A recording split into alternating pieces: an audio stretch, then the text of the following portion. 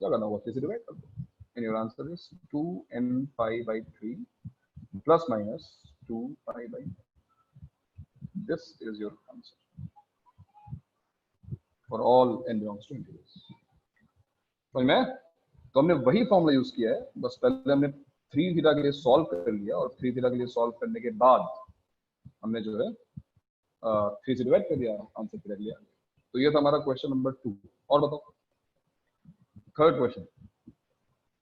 Question में difficulty कहाँ पे आई होगी कुछ लोगों को, जैसे यहाँ पे माइनस हाफ tan क्या है, वही tan 2 क्या है, माइनस हाफ देखकर हम गेस कर सकते हैं कि वो कौन सा एंगल है इसकी कॉस की वैल्यू माइनस हाफ होती, but tan theta equals to 2, तो हमें कोई एंगल ऐसा नहीं पता, मतलब एंगल ऐसा डेफिनेटली होगा लेकिन उस एंगल का मेजरमेंट हमको नहीं पता जिसके लिए tan की वैल्यू 2 होती। एनीवेज हम इसको अज्यूम कर लेते हैं that tan alpha equal that there be some angle. If I want you to guess this angle between a range, कोई बता सकता है कि ये एंगल किन दो वैल्यूज के बीच में होगा? विल दिस बी बिटवीन 45, बताओ क्या ये एंगल 45 और 60 के बीच में होगा?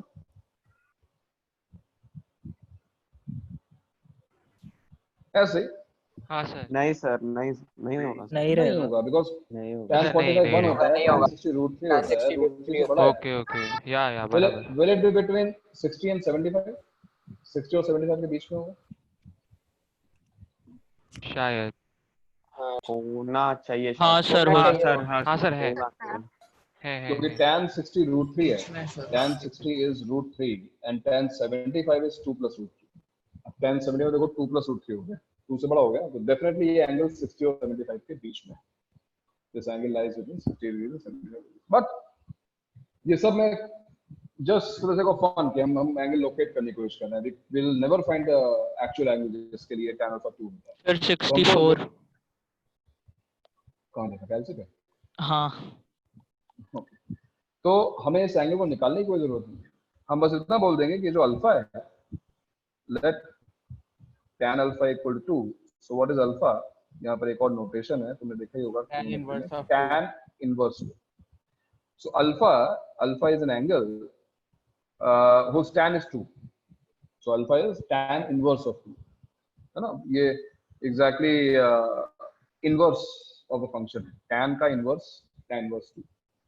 तो इनवर्स ट्रिग्नोमेट्रिक फंक्शंस भी हमारे कोर्स में, लेकिन वो 12th पढ़ा जाएंगे फंक्शंस के साथ, उसके लिए भी देखो, बट ये नोटेशन बहुत सिंपल है, tan alpha is 2 then alpha is tan inverse of 2। तो इतना लिखने के बाद अब तुम्हारे पास एक बार फिर tan theta equal to tan alpha आ गया, and general solution to tan x equal tan theta तुमको पता ही है, तो वहां से आंसर आएगा theta equals to n pi plus alpha, and you just need to mention that n is any integer and alpha equals to tan inverse of 2. That's it. आगे answer है। तो जनरल सॉल्यूशन ट्रिग्नोमेट्री का last part है ना? नहीं, second part है trigonometry. Sir मतलब हमारे जनरल सॉल्यूशन में एक ऐसा टर्म रह सकता है जो हमने डिफाइन किया है।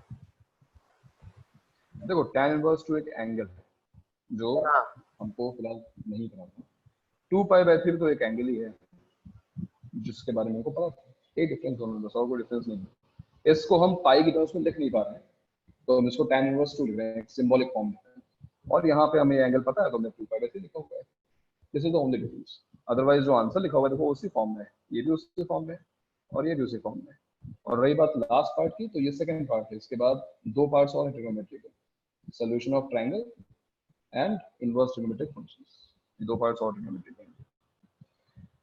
Alright, third question के बाद सेवेंथ question number 5 देखते हैं भाई। तो फिफ्थ क्वेश्चन लिखा हुआ है 4 tan square theta equals to 3 sec square theta। 4 tan square theta equals to, कोई बात नहीं।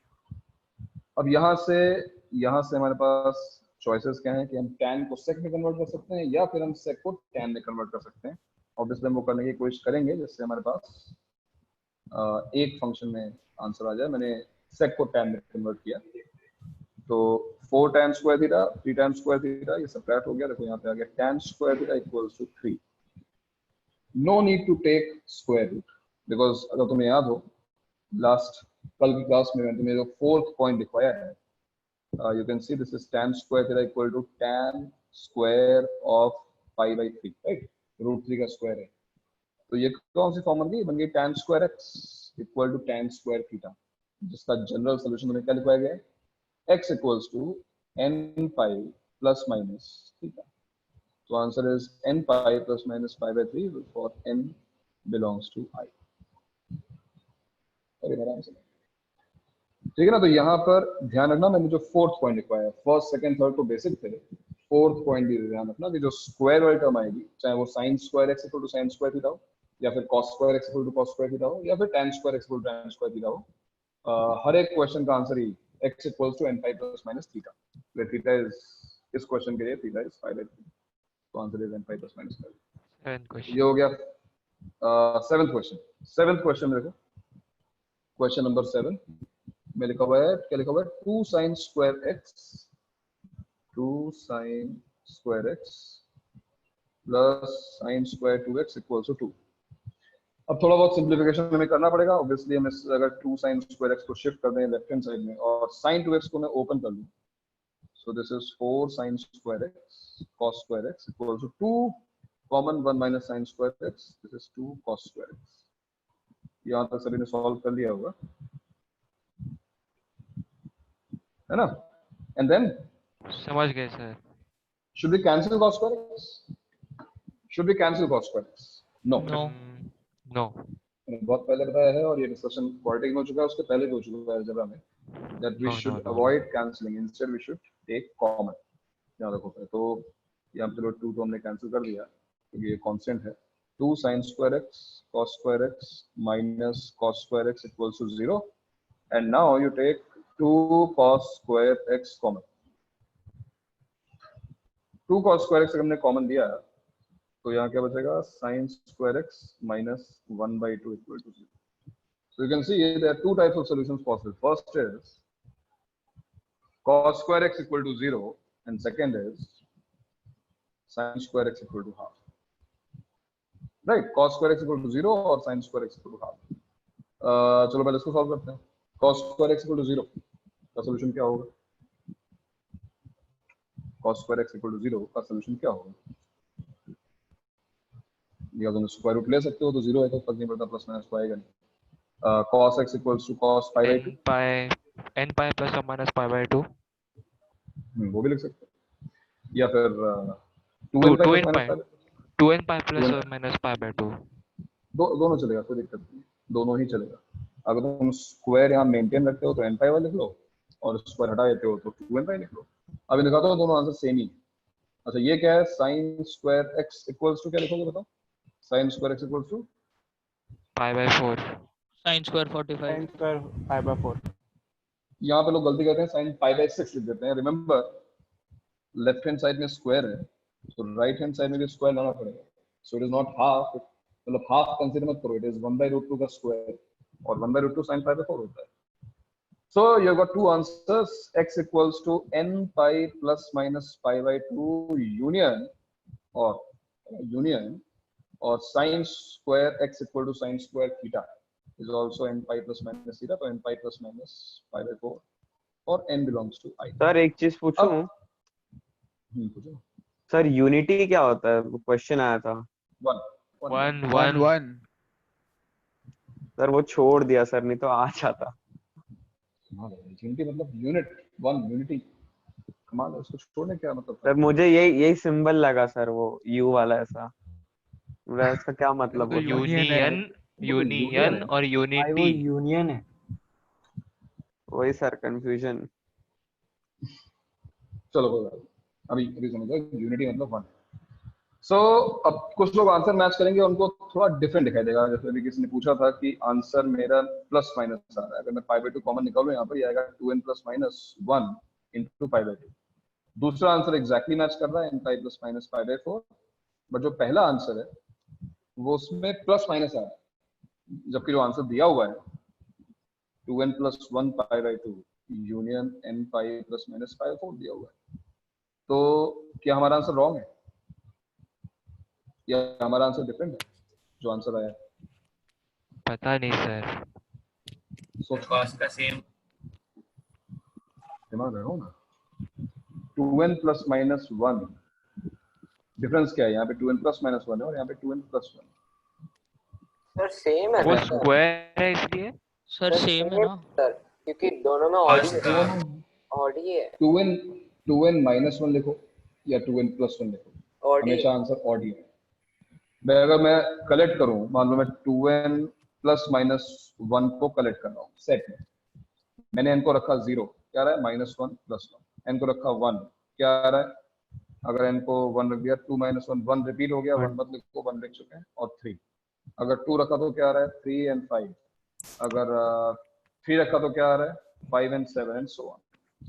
इंस्टेड अगर मैंने केवल 2n प्लस 1 को देखा, मान लो यहाँ पे मैंने n को रखा -1, तो -1 आ जाएगा, 0 1 आ जाएगा, 1 3 आ जाएगा, 2 5 आ जाएगा, 3 7 आ जाएगा। दोनों सेम ही तो है। सर तो 2n इसमें plus- आंसर मिस हो रहा है नहीं हो रहा? आंसर कहीं कोई मिस नहीं हो रहा, दोनों सेम ही है। आंसर एक्चुअली यहाँ पर रिपीट हो रहा है। 2n प्लस माइनस 1 में रेपिटेशन, तो उस रेपिटेशन को हटाने के लिए उसने माइनस हटा दिया, because 2n plus 1 itself is sufficient to represent all odd numbers.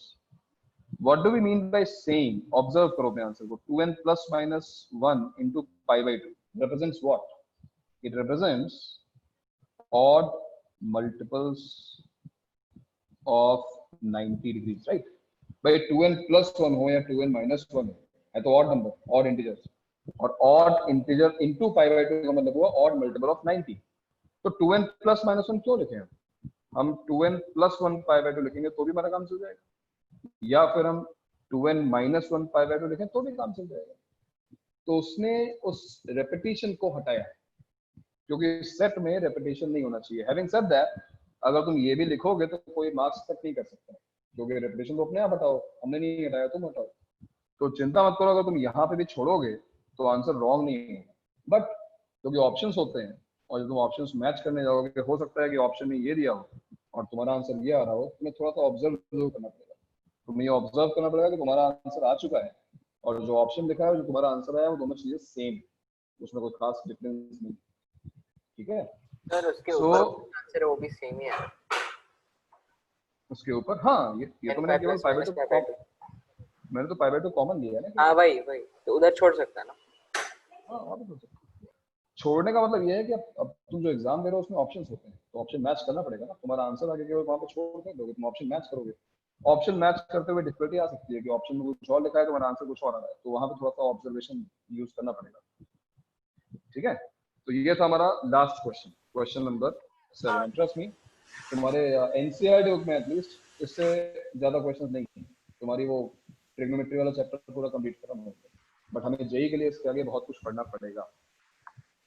और एक ठीक है, तो हाँ, आप थोड़ा ऊपर जाओगे क्या?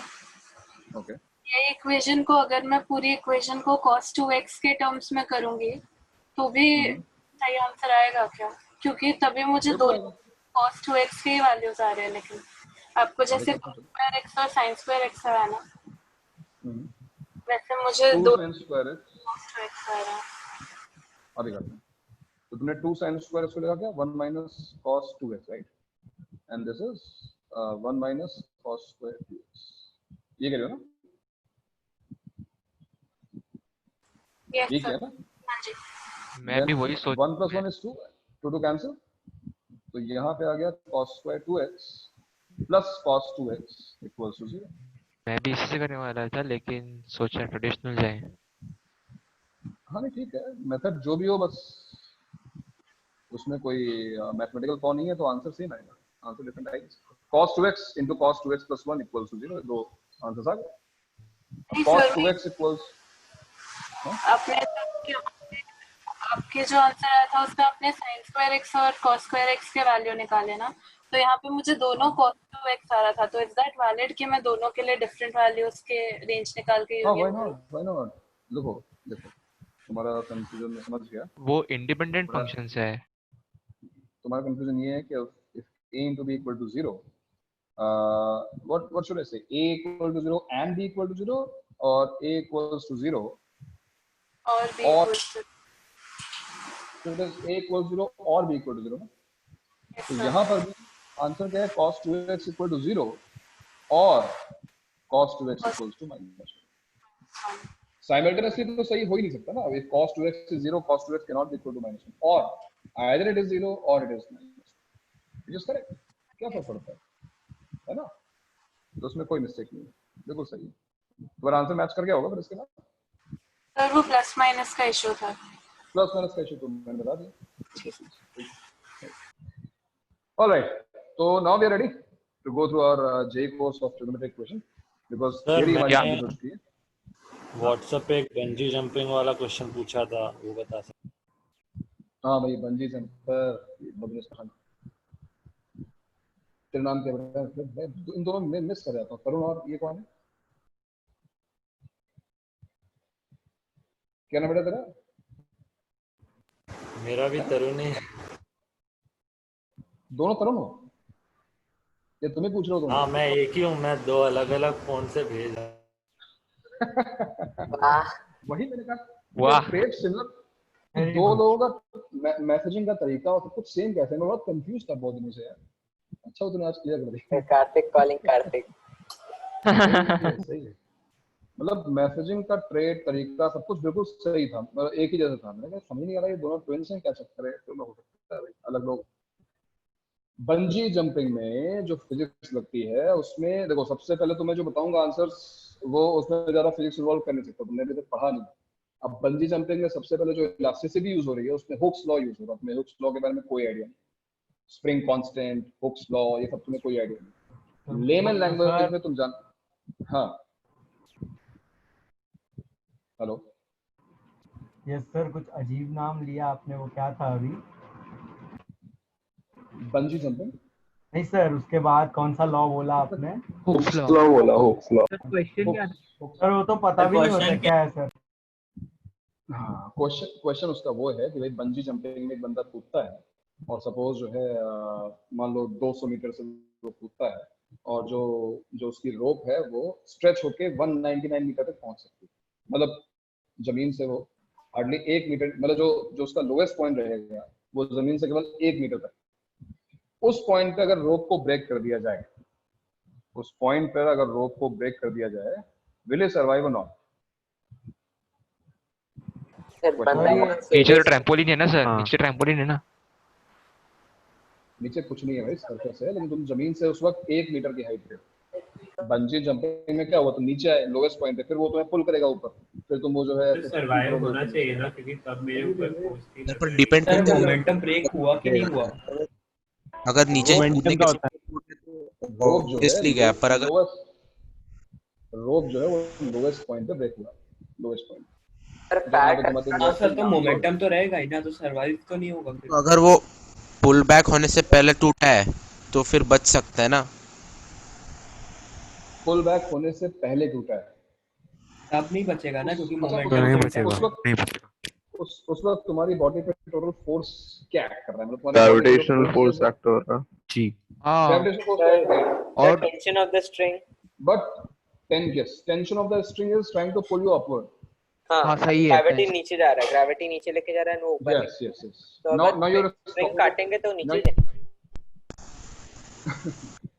अब तुम नीचे जाओगे ऊपर जाओगे वो बात की बात है, बट क्वेश्चन ये है कि उस पर्टिकुलर मोमेंट पे जहां पे तुम्हारी वेलोसिटी जीरो हो रही है, उस वक्त तुम्हारी बॉडी पे जो फोर्स, लिसन टू मी, तुम्हारी बॉडी पे जो फोर्स एक्ट कर रहा है उसका मैग्नीट्यूड क्या है? इज इट द ग्रेटेस्ट और इज इट द लीस्ट,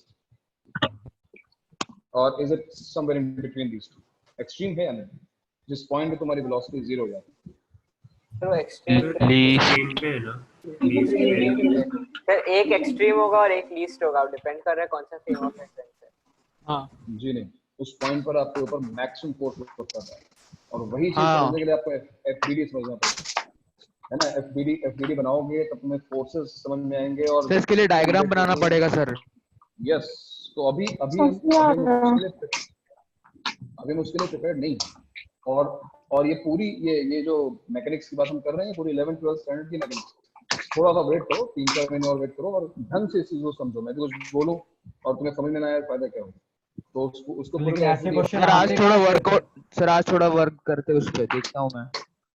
तो पता इंटरेस्टिंगली क्या है, जब तुम बंजी जंपिंग करते हो तो तुम जंप करोगे ऊपर, तो तुम्हारा जो फ्री फॉल होगा, तुम्हें क्या लगता है कि एक्सेलरेशन क्या लग रहा होगा तुम्हारी बॉडी जी? नहीं सर, जी जब सर free fall जी होता है और तब थोड़ी होता है ना। वेलोसिटी। हाँ टेंशन भी है स्ट्रिंग का तो डिस्टेंस भी होगा ना। जी और थोड़ी वेलोसिटी क्या होती है? जी मतलब नहीं, आलू में गोभी तो ऐड कर सकते हैं सर मतलब अलग चीज़ है। थोड़े जम के साथ तो जी कूदेंगे लगेगा ना। नहीं सर, नहीं, जी jump नहीं की बात लगेगा नहीं ना, कर रहा क्योंकि हूँ। टेंशन ऑफ द स्ट्रिंग भी आ रहा है। टेंशन भी है, सही है। टेंशन टेंशन और स्ट्रिंग तो बाद में ऐड करेगा भाई। वही तो फ्री फॉल के समय अभी टेंशन थोड़ी आएगी स्ट्रिंग की। जब पूरी स्ट्रेच होगी उसके बाद वो ऐड करना शुरू करेगा ना टेंशन। अभी मैं कह रहा हूँ जस्ट तुमने जंप किया है उस मोमेंट। हाँ तो तभी ग्रेविटी 9.8 मीटर पर सेकंड स्क्वायर। नहीं, तुम्हारा एक्सीलरेशन ग्रेविटी से ज्यादा रहता है। हाँ वही। लेकिन वो क्यों रहता है? अब ये सारी चीजें समझने का अभी बहुत टाइम है इसको समझने में, 2-3 महीने भी लगेंगे। तो आराम से फिजिक्स पढ़ना, देखना आराम से पेपर साथ। तो सर हम ये कंक्लूड कर सस्पेंस सकते हैं मत कि क्रिएट कीजिए सर, बहुत बुरा लगता क्या? हम ये है। कंक्लूड सस्पेंस मत क्रिएट कीजिए। एक मीटर की डिस्टेंस से गिरने पर भी मर सकता है। देखो डिस्टेंस अगर 1 मीटर की है और एक मीटर डिस्टेंस से तुम नीचे आ रहे हो और वहां तक मतलब वेलोसिटी 0 है तुम्हारी और तुम केवल 1 मीटर नीचे आ रहे हो, तो इम्पैक्ट इतना ब्रूटल नहीं होगा तुम्हारे। लेकिन उस 1 मीटर की हाइट पे तुम्हारी बॉडी पर फोर्सेस क्या एक्ट कर रहे हैं वो मैटर करता है। हो सकता है कि वो हाँ फोर्स सर। पुल कर रहा था, स्टिल देयर, मतलब स्ट्रिंग कट करने के बाद ही तुम ऊपर जाओ, और अगर ऐसा हुआ तो फिर तुम 1 मीटर हाइट नहीं तुम और ऊपर जाओगे। तो वो डिपेंड करता है कि किस मोमेंट पे वो ब्रेक की गई है। वो डीटी पे मैटर करता है कि वो ऊपर जाने वाले डीटी पे कर रहे हो या फिर नीचे आने वाले डीटी पे कर रहे हो, वो डिपेंड करता है ना। जो तुम्हारा मूवमेंट है वो अगर डाउनवर्ड ही था और उस टाइम पे ब्रेक किया गया, तुम्हारी वेलोसिटी धीरे धीरे कम होती जा रही है, उस मोमेंट पे अलग फिजिक्स होगी, उस मोमेंट पे अलग सिनेरियो होगा। और जिस मोमेंट तुम्हें वो पुल करना स्टार्ट कर रहा है, फोर्स जो है वो फोर्स भी वेरी कर रहा है, फोर्स कांस्टेंट नहीं। जैसे जैसे वो स्ट्रेच ज्यादा होता जाएगा तुम्हारे पास फोर्स बढ़ता जा रहा है, that's why you are stopping. तो यहाँ पर क्या है कि एक्सेलरेशन भी चेंज हो रहा है। हम थर्ड उस पे, हम जर्क पे, ये d3s बाय dt3 की बात हो रही है। तो बहुत मतलब ये तुम्हारी नेक्स्ट स्टेज है मैकेनिक्स की, मतलब अभी वहां पहुंचने में टाइम लगेगा थोड़ा सा, क्योंकि हर क्वेश्चन का केवल आंसर नहीं जाना चाहिए, उसके पीछे पूरी रीजनिंग समझनी चाहिए। सर फिर सर्वाइव होने के चांसेस कम हो जाएंगे। मतलब अगर उस पॉइंट पे अगर एक्सट्रीम फोर्स लग रहा है और अगर सारे मतलब फोर्सेस लग रहे होंगे तो सर्वाइव होने के चांसेस कम हो जाएंगे। अब इसको तुम एक्सप्लोर करो, इसको तुम खुद एक्सप्लोर करो, बताओ, हम इसको डिस्कस करेंगे नेक्स्ट क्लास में। और फिर फिजिक्स क्लास तो है ही अपनी, केपी सर है ना, उनसे पूछो, वो तुम्हें बताएंगे पूरा, या अभी वो बताएं तुम समझ लायक सर ये नहीं होगा, ये तो हो ही नहीं सकता सर। केपी सर से कोई कुछ नहीं पूछ सकता सर मैं डिस्कनेक्ट हो गया था सर। आप नहीं, मैंने कोई खास बात अभी कराई नहीं है। अब मेरी बात ध्यान सुनो, अब थोड़ी देर जो है फिर सर को हाफ एन आवर बचा है, थोड़ा सा इस चैप्टर का हम लोग उद्घाटन कर चुके हैं और थोड़ा सा हम आगे और पढ़ लेते हैं। छोटे चैप्टर, लेकिन इसका मतलब ये नहीं है कि मतलब उसको 10 दिन में खत्म करेंगे, है थोड़ा पढ़ते रहो। तो बेसिक फॉर्मूले हमारे हो चुके हैं, जनरल सोल्यूशन हम निकाल चुके हैं, इतना काम हो चुका है, ठीक है। अब इसके आगे हम बढ़ते हैं। इसके आगे जो है क्वेश्चन ही सॉल्व करने हैं, बट एक पॉइंट और तुम्हें बता दूं, एक इम्पॉर्टेंट पॉइंट है। जैसे सपोज आज मीम में भी तुमने देखा होगा sin x = 1, sin x = 1, या फिर क्या हो रहा है यार, ये बार प्रॉब्लम है क्या कुछ नेटवर्क की।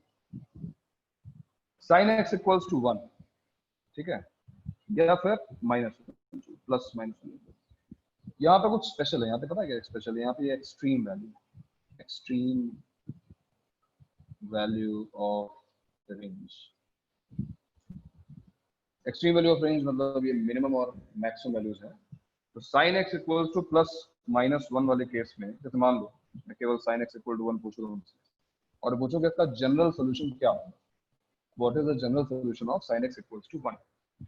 Now you will say 1 के लिए आएगा sin, obviously sin π/2, और इसके लिए हम लिखेंगे x = n π + -1 to the power n into π/2। ये तो होता है जनरल सोल्यूशन। इसमें सब कुछ सही है, इसमें कोई मिस्टेक नहीं। लेकिन चलो हम ऐसा करते हैं कि अपने सॉल्यूशंस को एक बार लिस्ट करते हैं। सॉल्यूशन को लिस्ट करने का मतलब, I will substitute the value of n as integers, तो मान लो मैंने n को रख दिया 0, n को 0 रख दिया, तो आंसर क्या आ जाएगा 5/2. n को रख दिया मैंने 1. टेल मी, अगर मैंने n को 1 रखा है यहाँ पर तो आंसर क्या आएगा? सब्स्टिट्यूट n इक्वल टू 1, 5/2 आएगा. again 5/2. Did you see we have repeated values in a set? Values should not repeat. Answer में कुछ भी रॉन्ग नहीं है, तुम ऐसा लिखोगे गलत नहीं होगा, but we should avoid repetition. The same problem which we just had in this question, देखो 2n plus minus 5/2, 2n plus minus 1 5/2 और 2n plus 1 5/2. डिफरेंस क्या था? यहाँ पे रेपिटेशन था और यहाँ पे रेपिटेशन नहीं था. एग्जैक्टली वही चीज यहाँ पे हो रही है. अगर तो n को रखते हो 2, आंसर क्या आएगा भाई? 2 pi plus 5/2, that is 5 pi/2. But अगर तो अपने n को 3 रखते हो तो 3 pi minus 5/2 is also 5 pi/2. Every answer is correct, but every answer is getting repeated. Repetitive nature. इस repetition को हटाना चाहिए. इस repetition को क्यों हटाना चाहिए? Because जो J के क्वेश्चंस होंगे उसमें जनरल सोल्यूशन भी नहीं पूछा जाएगा. J के क्वेश्चंस जो होंगे उसमें काउंटिंग बेस्ड प्रॉब्लम आते हैं. ट्रिग्नोमेट्रिक इक्वेशन कैसा क्वेश्चन आएगा भाई? sin x इक्वल टू 1 है और x जो है वो 0 से 3 पाई के बीच में है, तो बताओ कि कितने सॉल्यूशंस होंगे? How many values of x are possible?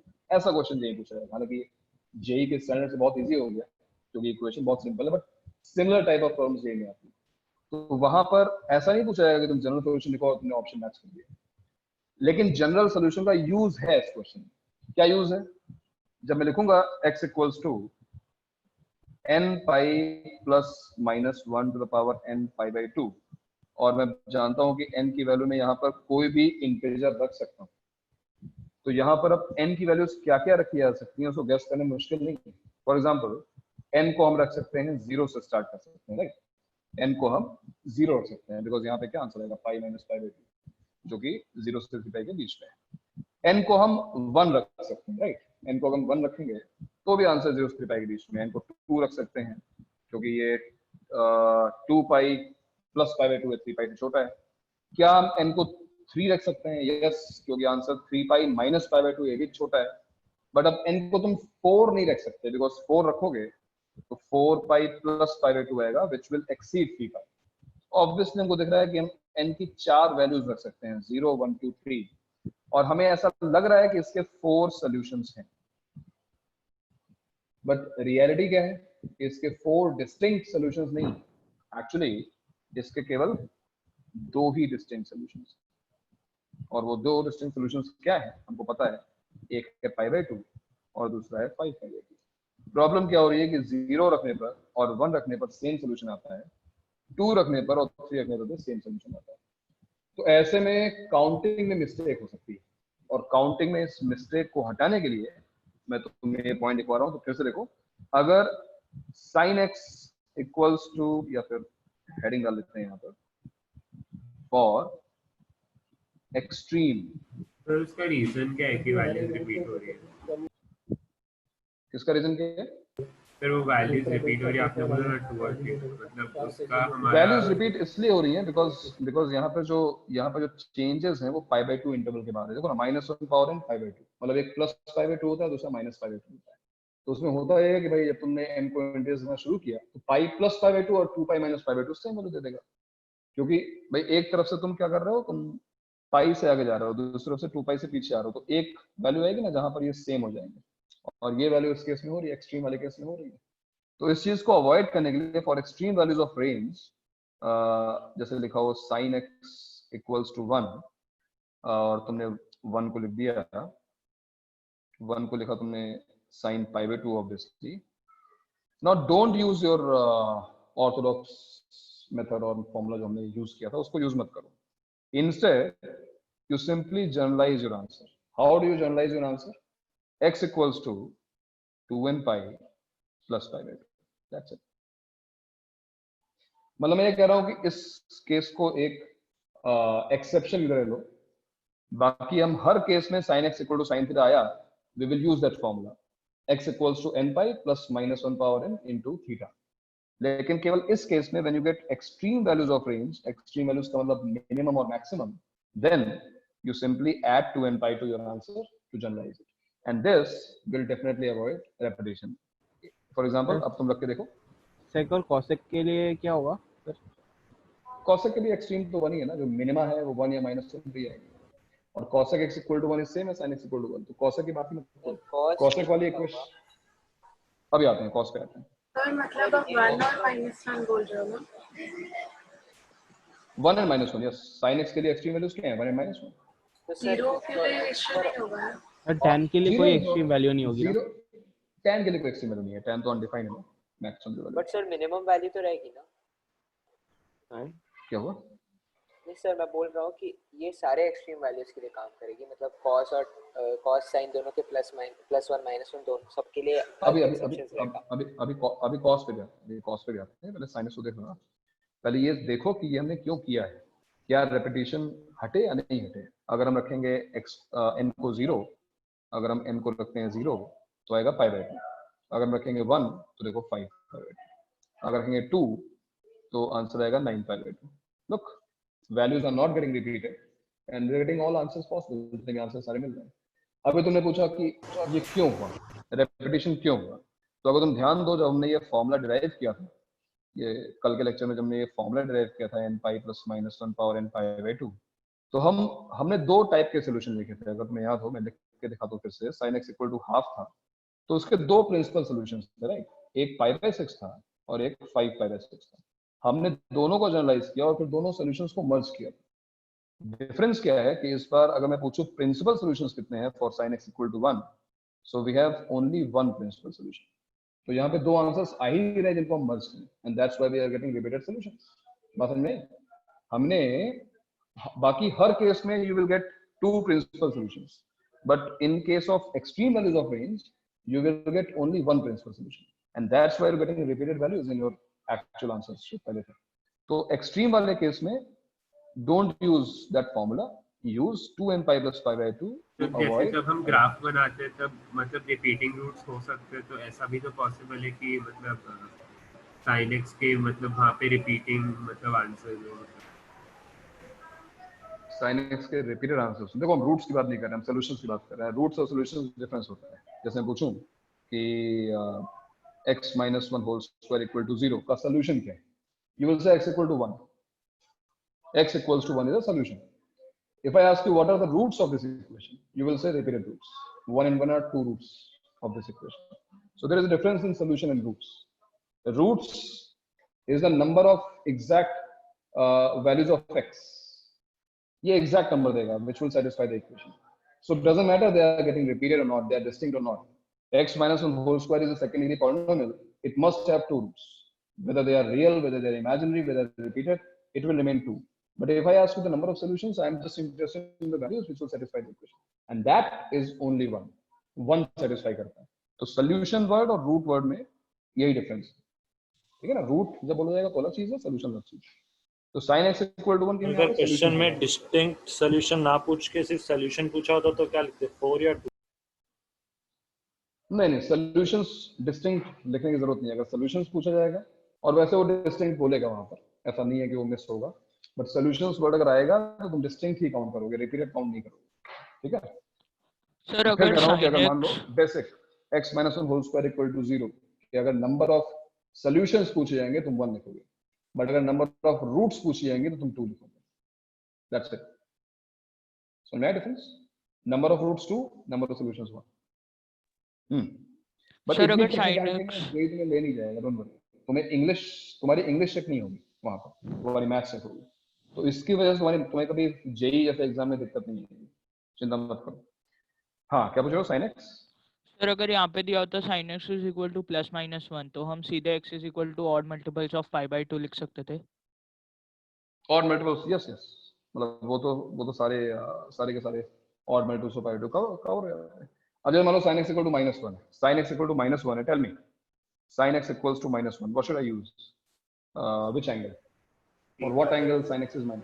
3π/2, but साथ ही साथ -π/2 तो पॉसिबल है, -π/2 is also not wrong because -π/2 पे तो sin -1 होता है। you can choose any angle, जितना छोटा होगा कैलकुलेशन उतनी इजी होगी। 3π/2 भी सही है, मैं sin 3π/2 भी लिख सकता हूँ, it's not wrong. But once again, if you will use that old formula, you will have repeated answers, repeated roots मिलेंगे तुमको. To avoid that, 3π/4 ना, क्यों भाई? -1/√2 नहीं, sin 3π/4 1/√2 होता है. sin 270 degrees is but sir आपने बोला था प्रिंसिपल सॉल्यूशन हम 0 से 2π के बीच में देखें. yes but I'm not saying ये प्रिंसिपल सॉल्यूशन है, मैं बोल रहा हूँ बस एक सॉल्यूशन. एक एंगल है जिसकी वैल्यू -1 होती है, sine of that angle is -1. You can choose any angle, कोई भी एंगल ले सकते हो जहां पे साइन -1 होता है. प्रेफरेबली एंगल ऐसा हो जिसका मैग्नीट्यूड छोटा हो, जिससे कैलकुलेशन इजी रहे. तुम 3π/2 लो, मुझे कोई दिक्कत नहीं है, तुम 3π/2 लो. यानी आंसर 2nπ - π/2 भी लिखा जा सकता है.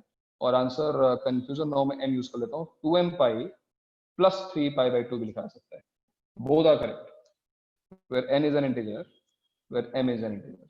But prefer this because π/2 has a smaller magnitude, तो कैलकुलेशन इजी रहेगी. मतलब -1 के लिए यूज. जब हम अभी यहाँ पे आपने जो पहले लिखा उसमें -π/2 पहले इक्वेशन में 0 डालेंगे तो -π/2 आ जाएगा, 1 डालेंगे तो फिर 3π/2 आ जाएगा. तो हम -π/2 और 3π/2 को सेम नहीं लेंगे थे इस बार. -π/2 3π/2 सेम थे ना, तो डिफरेंट एंगल्स. तुम्हारी इक्वेशन क्या थी? sin x = -1. sin x = -1 के ये सॉल्यूशंस हैं. -π/2 3π/2, मैंने यहाँ पे 2 रख दिया तो 4π - π/2, दैट इज 7π/2. ये सब इसके सॉल्यूशंस हैं. इनफैक्ट मैंने -1 रख दिया तो -2π - π/2 is -5π/2. All these angles will satisfy this equation. And if you're wondering, ये भी exactly same answer देगा. Suppose I substitute m = 0, I will get 3π/2. Suppose I substitute m = -1, so -2π + 3π/2 will give you -π/2. Suppose I substitute m = 1, 2π + 3π/2 will give you 7π/2. Same set of answers है ना. इन दोनों answers में कोई difference नहीं है, दोनों same ही answers. वही तो मैं कह रहा हूँ कि तुम चाहो तो ये लिखो और तुम चाहो तो ये लिखो. मेरी बात को समझो, मैथमेटिकली दोनों सही है. प्रॉब्लम क्या है कि हम जो फेस कर रहे हैं एग्जाम, उसमें ऑप्शंस होते हैं. हो सकता है कि तुमने आंसर ये निकाल दिया और जो ऑप्शंस हो उसमें चारों ऑप्शंस में लिखा ही ना हो.